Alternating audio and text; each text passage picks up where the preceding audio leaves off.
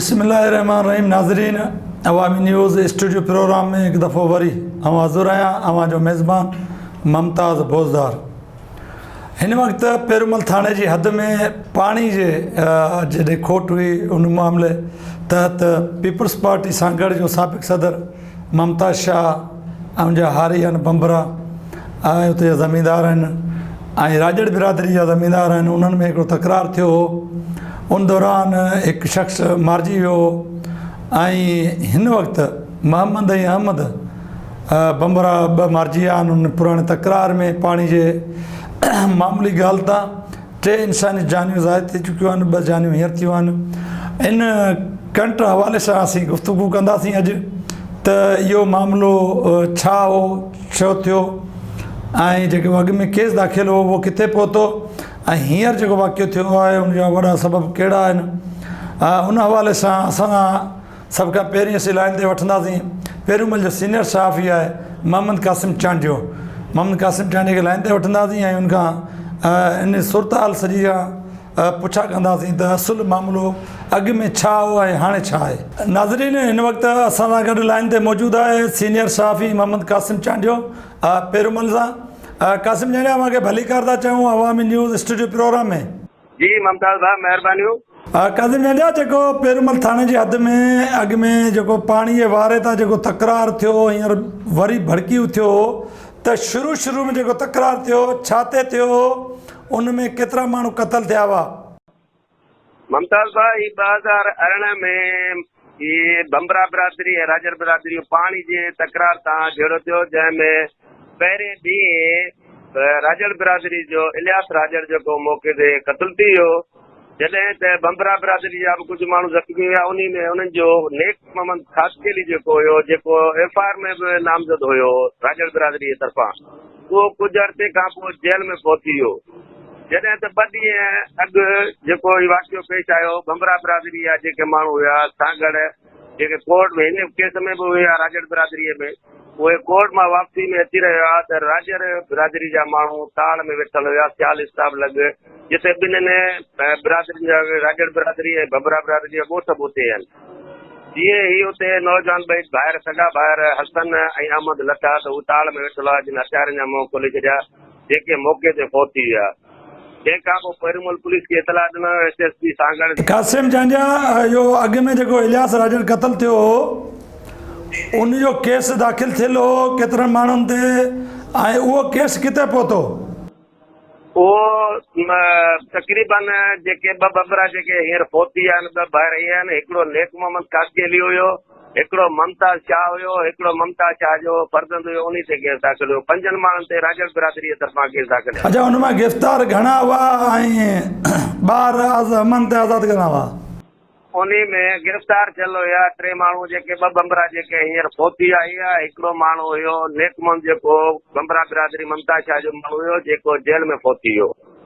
अच्छा, केस इहो हिन वक़्तु हले पियो या ख़तम थी वियो आहे? केस जी पोज़ीशन छा आहे? जेको पुराणो केस हो, जेको पुराणो केस हुयो मुमताज़ भाउ, हलंदड़ हुयो। ही पूरी सुनवाई तां थी वापसि हुया, जेके हींअर पहुचा आहिनि बंबरा बिरादरी जा 2 सॻा ॿाहिरि हसन अहमद, उहे बि केस जी सुनवाई ॾेई वापसि अची रहिया हुया।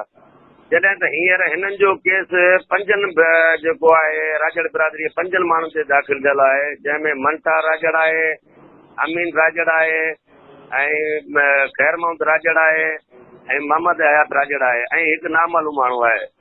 अच्छा, गिरफ़्तार केतिरा कया आहिनि पुलिस हिन वक़्तु? गिरफ़्तार पाण मुरादो जेको आहे हिकु माण्हू ॿिए ॾींहुं पेश थी वियो, अमीन राजड़, जॾहिं त अञा ॿियो ख़ूब गिरफ़्तारी अमल में न अची सघी आहे। अच्छा, कहिड़ा सबब आहिनि? 2 माण्हू क़तल थिया आहिनि, अञा गिरफ़्तारी अमल में न आई आहे, उनजो कहिड़ो कारण आहे? बिल्कुलु तव्हां सही था चओ मतिलबु, इन लाइ असांजो राब्तो थियो बंबरा बिरादरी जे जेके नेक मर्द आहिनि या हुनजो भाउ मोहम्मद ख़ान, उन ॿुधायो त असांखे हिकिड़ो त हेॾो वॾो हादसो थियो आहे, असां में ग़म ऐं ॾुख जी लहर आहे। ॿियो त पुलिस अञा का बि अहिड़ी पेशकदमी न कई आहे जंहिंसां ॿिया जवाबदार गिरफ़्तार थियनि। अञा उहे न थिया आहिनि। असां में उन लाइ असांखे ॾुख ऐं अफ़सोस आहे त अञा पुलिस अहिड़ी का बि पेशकदमी न कई आहे जो असांजा बाक़ी जेके आहिनि जवाबदार गिरफ़्तार थियनि। अच्छा, अवां ज़िक्र कयो हो त इहे 2 धुरियूं पाड़ेसरी आहिनि ऐं गॾु रहनि थियूं, ॻोठ वेझा आहिनि, त हिन वक़्तु उते जी सूरताल कहिड़ी आहे ऐं पुलिस पारां कहिड़ा बंदोबस्त कया विया आहिनि उते? जी बिल्कुलु हुते पंहिंजो मतिलबु पुलिस जे तरफ़ां त हिकिड़ी पिकट क़ाइमु कई आहे जिते 4-5 मोबाइलूं बीठल आहिनि। जॾहिं त ॿिन्हिनि तरफ़नि अञा इहो ताह आहे त छो त हिकु त जेके कातिल आहिनि उहे पूरा गिरफ़्तार न थिया आहिनि ऐं बमरा बिरादरी में बि हिकु दुख जी लहर आहे त जेको जहिड़े जी नोयत हुई उन में असुल जेको किरदारु हुयो तो ममता शाह जंहिंजी ज़मीन हुई उन ते FIR ऐं नामिनेट जहिड़े जो ही त उन जा हारी ऐं कमदार हुया उहे हिननि में इहो आहे त असां जेके असुल जेके हिन में FIR में या ज़मीन मालिक उन्हनि ते जेको आहे हमिलो न थियो, असांजे बेगुनाह माण्हू क़तल कया विया आहिनि, तॾहिं हिननि में गम ऐं ॾुख वारी लहर बि आहे ऐं इहे बि तासिरात आहिनि त हिननि में बि अहिड़ा के माण्हू आहिनि नौजवान जेके सुभाणे इन जेको आहे खून जो बदिले लाइ तयारु हुजनि या वठी सघंदा। महिरबानी क़ासिम चांडिया, अवां असांखे टाइम ॾिनो। नाज़रीन, क़ासिम चांडियो सीनियर साफ़ी पेरूमल, अवां ॿुधियूं उनजो जेके तफ़सील हुआ जेके हुन ॿुधाया अव्हांखे। नाज़रीन, अवामी न्यूज़ स्टूडियो प्रोग्राम में हिन वक़्तु DSP खिपरो नज़र महमूद खोसो लाइन ते मौजूदु आहे।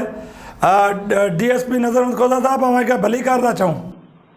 महिरबानी सर, इहो जेको 2 माण्हू क़तल थिया आहिनि, मोहम्मद हसन बंबरो ऐं अहमद बंबरो, अच्छा इन जो छा मामला हुआ ऐं कहिड़नि कहिड़नि माण्हुनि ते केस दाख़िल थिया आहिनि? जीअं त तव्हांखे ख़बर आहे 2016 खां वठी हिन जी पंहिंजी दुश्मनी आहे। इन में बराबरि 2 माण्हू शहीद थिया आहिनि, मारिजी विया आहिनि ऐं हिननि खे जेको आहे सो हिकिड़ो माण्हू धकी थियो आहे। हिननि खे हॉस्पिटल असां पहुचायो आहे, पोइ ऐं मर्ड जेके फोत थियल आहिनि उन्हनि खे असां हॉस्पिटल पहुचायो, डेड बॉडियुनि खे पहुचायो आहे ज़रूरी कार्रवाई जे लाइ। उन खां बाद जीअं ही कार्रवाई कराईंदा तीअं असां जेको बि हूंदो असां कानूनी कमु कंदासीं। इंशाअल्लाह ताला इन जा जवाबदार असां पकड़ींदासीं। अच्छा, उन्हनि ॿिन्ही धुरियुनि जा फरियादी ऐं जवाबदार धुरियुनि जा घर वेझा वेझा आहिनि, उन हवाले सां उते जी सूरताल कहिड़ी आहे ऐं पुलिस तरफ़ां उते कहिड़ा क़दम खयां विया आहिनि इम्कानी झेड़े खे टारण लाइ? पुलिस जे तरफ़ां ॿिन्ही जे विच ते पिकेटूं लॻल आहिनि ऐं असांजी सुठी सिक्योरिटी लॻल आहे, तमामु हाई सिक्योरिटी लॻल आहे। इंशाअल्लाह ताला अहिड़ो कमु न थींदो इंशाअल्लाह। सर, इन केस दाख़िल थियण खां पोइ केतिरा जवाबदार गिरफ़्तार कया आहिनि? जी, इन केस में घणा जवाबदार गिरफ़्तार कया आहिनि हिन वक़्त ताईं? अॼु केस दाख़िल कराईंदा इंशाअल्लाह ताला थी वेंदा, गिरफ़्तार थी वेंदा, 1-2 ॾींहं में थी वेंदा, गिरफ़्तार थी वेंदा। महिरबानी DSP साहब, अवां असांखे टाइम ॾिनो। नाज़रीन, DSP खिपरो नज़र महमूद खोसो लाइन ते मौजूदु हो, जंहिंजी ॻाल्हि ॿोल अवां ॿुधी।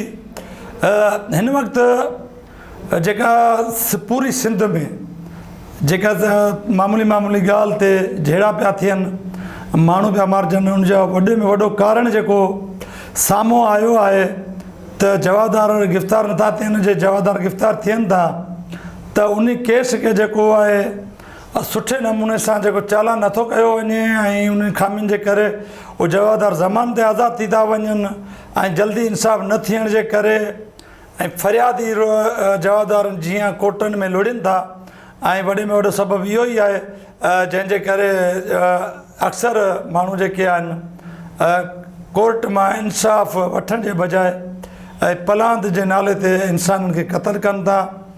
खिप सां गॾु जी जेका पुलिस आहे या DSP खिपरो आहे, पेरूमल जी इंतिज़ामिया खे असीं गुज़ारिश कंदासीं हिन प्रोग्राम जे हवाले सां त जेके बि जवाबदार नामज़द आहिनि उन्हनि खे फ़ौरन गिरफ़्तार कयो वञे ऐं जेके मलूज़ जवाबदार आहिनि उनजो चालान ते पेश कयो वञे ऐं जेके अॻु में बि इलियास राजर जेको क़तल थी वियो उन में जेके जवाबदार आहिनि त उन केस ते बि तवजो ॾेई जल्द तकिड़ा हलाया वञनि त जीअं ई जहिड़ा जेके थियनि था उन जा सबबु ख़तमु थियण ते जॾहिं सबबु ख़तमु थी वेंदा त जहिड़ा बि ख़तमु थी वेंदा। आईंदा कंहिं ॿिए प्रोग्राम में वरी मिलंदासीं, तेसीं ताईं इजाज़त ॾींदा मुमताज़ बोज़दार खे। ख़ुदा हाफ़िज़। वधीक ख़बरनि ऐं तफ़सील जे लाइ विज़िट कयो असांजी वेबसाइट awamiNewsHD.com ऐं ॾिसंदा रहो अवामी न्यूज़ HD।